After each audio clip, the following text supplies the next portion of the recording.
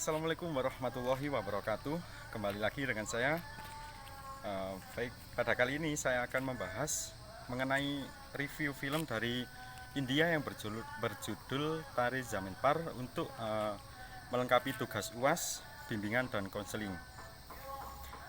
Sebelumnya, film ini diproduksi pada tahun 2007 oleh negara India dan menjelaskan di dalamnya mengenai anak yang menyandang disleksia. Baik, agar tidak lama-lama, mari kita langsung menuju pembahasannya. Get your coffee and let's start together.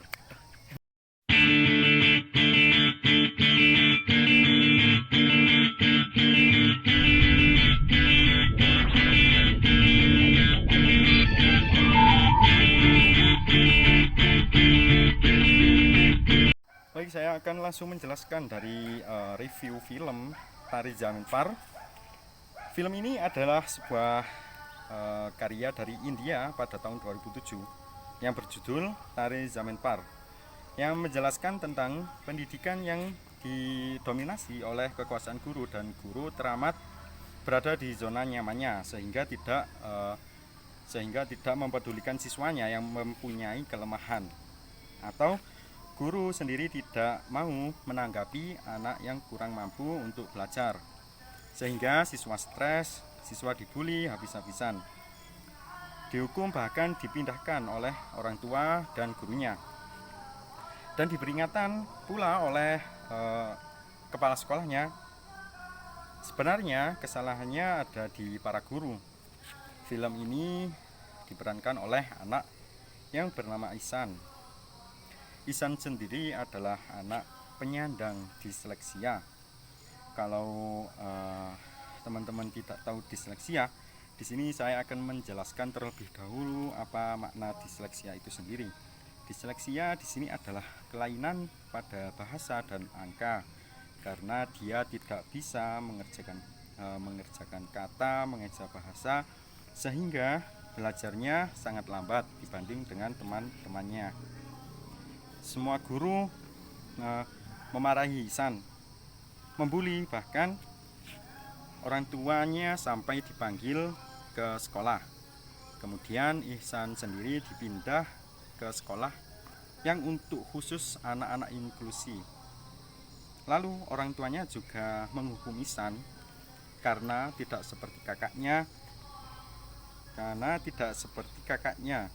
dan tidak seperti teman-temannya yang lain, yang bila mana dalam belajarnya langsung menangkap materi yang telah disampaikan oleh guru. Dan itu semua guru tidak tahu tentang kecerdasan anak yang beragam atau multi kecerdasan. Tahunya adalah anak harus bisa sesuai dengan keinginan seorang guru. Lalu pada saat keadaan Ihsan yang terpuruk itu, muncul sesosok guru yang sangat tahu tentang multi kecerdasan itu sendiri. Tidak sama halnya dengan guru yang lainnya. Begitu juga Ibu Ihsan yang mendidik anaknya secara atau seperti orang biasa yang tidak tahu mengenai kelemahan dan kelebihan seorang anak. Karena anak ini penuh dengan imajinasi, tetapi ibu juga lebih sayang kepada anaknya.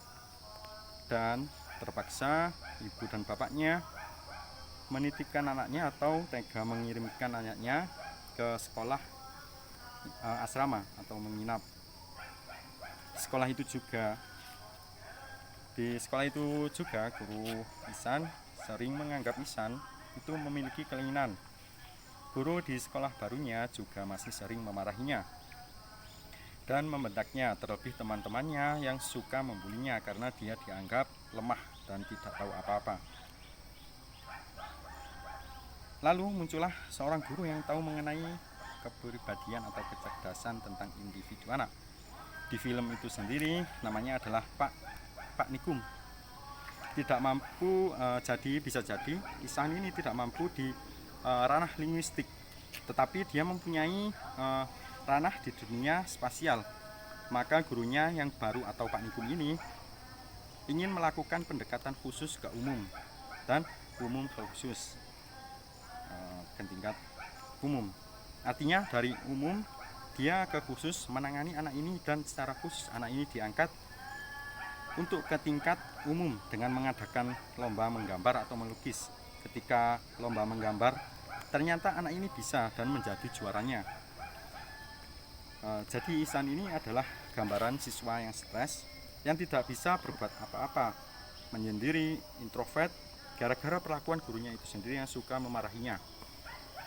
Padahal Ihsan ini seorang anak yang harus dilihat dari berbagai sudut pandang atau perspektif yang ada, sebagai seorang siswa yang jenius di bidang yang ia bisa.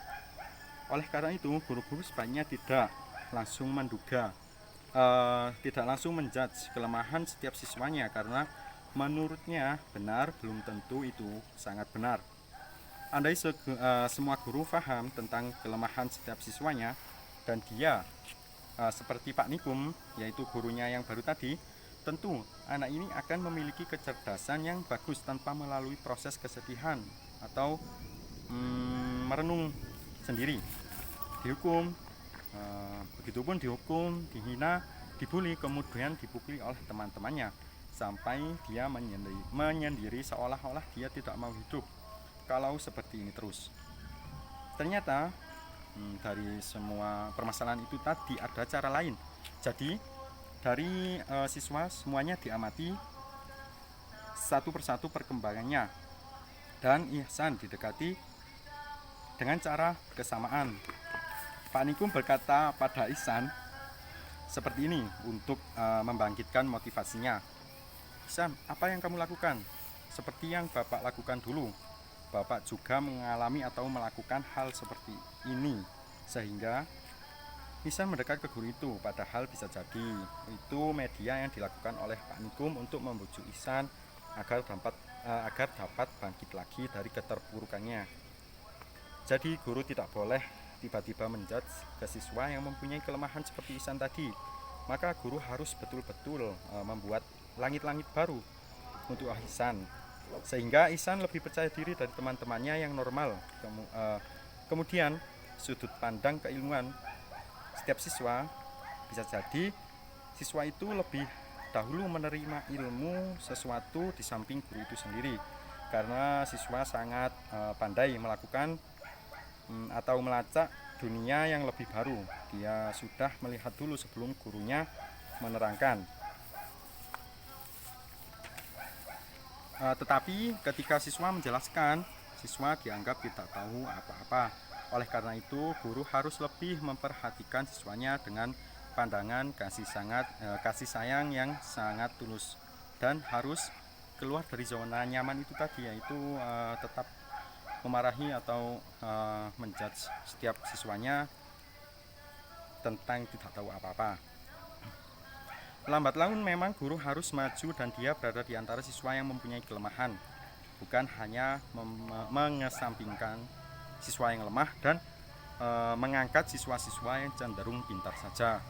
Baik, sekian itu saja dari saya mengenai penjelasan atau review dari film Tari Zaman Par. Kalau ada kata yang salah mohon dimaafkan. Wassalamualaikum warahmatullahi wabarakatuh.